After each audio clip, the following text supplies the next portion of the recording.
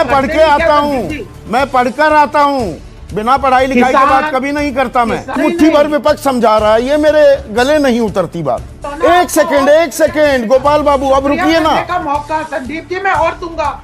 उनको आदत पड़ गई है गोपाल बाबू। बहुत बढ़िया, मान लिया आपने, बहुत बढ़िया। और भी बताइए ना, बताइए, बहुत अच्छा है, आज खुलासा हो जाए। लोगों का खेल है, यही तो करेंगी प्राइवेट कंपनी भी तो है। निजी व्यापारियों को क्यों भूल गए, कारोबारियों को क्यों भूल गए?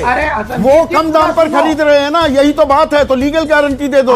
सुन तो लो, अब असली बात को छुपा रहे हो। अरे मैं क्यों छुपाऊंगा, आज तो खुलासे का दिन है। गोपाल बाबू, मतलब लेफ्ट और कांग्रेस, खुद ही मुख्यमंत्री कह रहे हैं कि लेफ्ट तो हर जगह, सोवियत संघ में सफाया हो गया, पश्चिम बंगाल में सफाया हो गया, त्रिपुरा में सफाया हो गया, वो हरियाणा पंजाब में आकर लोगों को भड़का देगी।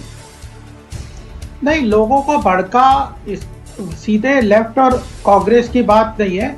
इस आंदोलन में किसानों को गलत उसको भड़काने में सहयोग कर रही है।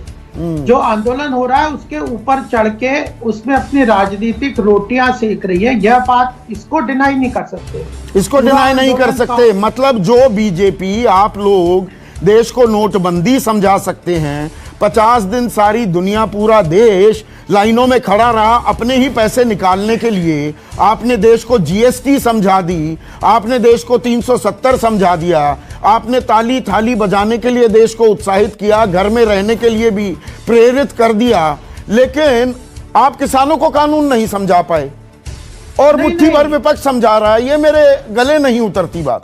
संदीप जी सुन लो, मैं बता देता हूं क्या बात है। देखिए, पंजाब हरियाणा, यह दो प्रदेश के किसानों को के यहाँ एपीएमसी और एमएसपी पूरी तरह से, अच्छी तरह से यह व्यवस्था चालू है और वहां के किसान इसका ज्यादातर लाभ उठा रहे हैं। टोटल 4 लाख करोड़ का जो पैसा एमएसपी पे सरकार प्रोक्योर करती है खाद्यान्न, उसका 60% पंजाब और हरियाणा से प्रोक्योर हो रहा है। यानी 2,40,000 करोड़ जो है वह पंजाब और हरियाणा से प्रोक्योर हो रहा। पूरे बाकी 36 जो प्रदेश और जो यूनियन टेरिटरीज है वहां पे 1,60,000 का प्रोक्योरमेंट हो रहा है। तो ये पूरा जो साइफर, इनकी व्यवस्था में इनको लग रहा है हमें नुकसान होगा। बाकी प्रदेशों के किसान नहीं कर रहे ना आंदोलन। बहुत बहुत शुक्रिया। एक मिनट, अब रुकिए। बहुत बहुत शुक्रिया गोपाल कृष्ण अग्रवाल। एक सेकेंड गोपाल बाबू, अब रुकिए ना। मौका संदीप जी मैं और दूंगा। मैं आपको पूरी बात सुन रहा हूं ना। आपने आज एक बहुत अहम, अब आप देखिए, बीच में मत बोलिए प्लीज गोपाल बाबू। एक मिनट रुकिए गोपाल बाबू, एक मिनट रुकिए, क्योंकि आपने पूरी बात करने दो। मैं पूरी बात करने दे रहा हूं ना आपको। रुकिए, क्योंकि सबसे अहम बयान पिछले 46 दिनों में बीजेपी की राष्ट्रीय प्रवक्ता की ओर से आपसे आया है। आपने 4 लाख करोड़ की एमएसपी की जो खरीदी होती है उसके आंकड़े बताए और उसमें 2,40,000 करोड़ की खरीदी पंजाब हरियाणा इस इलाके में होती है और यहां पर किसान आंदोलित है। वो इसीलिए आंदोलित है गोपाल बाबू।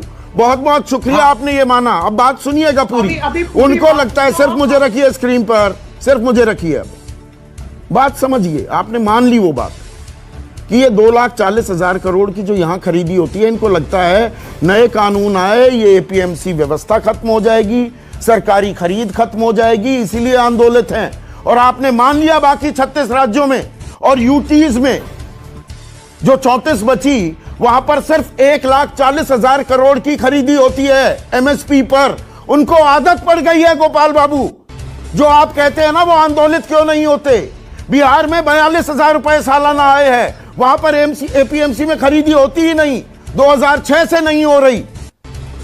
तो ये आपने अपनी ही बात कबूल कर ली है। बहुत बहुत शुक्रिया। अब बात जारी रखिए। कबूल करता हूं और बताता हूं। हाँ बताइए।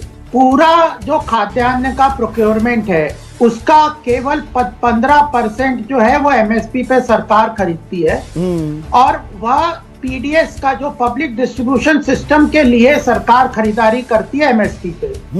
और उसमें से 23 प्रोडक्ट है, उसमें ज्यादातर जो गेहूं और चावल, यह सबसे ज्यादा प्रोक्योर एमएसपी पे होता है। यह पंजाब और हरियाणा से होता है। सुन लो, आपको व्यवस्था पूरी पता चलेगी। हम जो कबूल रहे वह भी पता चलेगी और जो समस्या है वो भी समाप्त जाएगी। हम स्पष्ट ट्रांसपेरेंसी से, डेमोक्रेसी में ट्रांसपेरेंसी बहुत जरूरी है। तो जो 23 आइटम है उसमें से भी मैक्सिमम प्रोक्योरमेंट जो एमएसपी पे होता है वह गेहूं और चावल पे होता है। गेहूं और चावल का मैक्सिमम प्रोडक्शन पंजाब हरियाणा में होता है, और जो बाकी और वह टोटल जो खाद्यान्न का 15% ही एमएसपी पे प्रोक्योरमेंट होता है। बहुत बढ़िया। 70 साल की, यह 70 साल की सच्चाई है। बहुत बढ़िया, मान लिया आपने, बहुत बढ़िया। और भी मैं बताइए ना, बताइए, बहुत अच्छा है, आज खुलासा हो जाए। हाँ बिल्कुल, खुलासा ही होगा। और दूसरी बात ये बताऊं कि जो पंजाब और हरियाणा के जो प्रोक्योरमेंट, जो उपज है उसका 90% प्रोक्योरमेंट एमएसपी पे ये लोग करते हैं। बिल्कुल सही। यहाँ पे 26,000 आड़तिये हैं, बस बिचौलिए, और उसमें टोटल भारत में 7,000 मंडियां हैं। 40,000 मंडियां चाहिए। इतनी बड़ी व्यवस्था 70 साल में, इतना बुरा हाल है, जिसमें 7 साल हमारे भी है। किसानों की समस्या का समाधान इस वर्तमान व्यवस्था में कुछ बदलाव। ठीक है, अब रुकिए, अभी आज आपसे ही बात करूंगा, मैं बाकियों से कम बात करने वाला हूं, क्योंकि आपने you hit the nail on the head. Gopal Krishna Agrawal, आपका तहे दिल से शुक्रिया। आपने पहली बात, अब एक मिनट सुनिए, अब मैं फिर से रिकाउंट कर रहा हूं, दर्शकों को यह समझने की जरूरत है। यहां पर गोपाल कृष्ण अग्रवाल अर्थव्यवस्था के अच्छी खासी जानकारी रखते हैं। बीजेपी की प्रवक्ताओं में सबसे ज्यादा अर्थव्यवस्था कोई समझता है वो गोपाल बाबू है। वो मान रहे हैं 4 लाख करोड़ की जो एमएसपी पर खरीदी होती है उसमें से 2,40,000 करोड़ की हरियाणा पंजाब में, बाकी पूरे देश में सिर्फ 1,40,000 करोड़ की। पहली बात। दूसरी बात, उन्होंने खुद माना इस देश में, हमारे देश में जय किसान का हम नारा लगाते हैं, अन्नदाता जिन्हें कह रहे हैं, 15% ही खरीदी एमएसपी पर होती है। इन्होंने खुद मान लिया।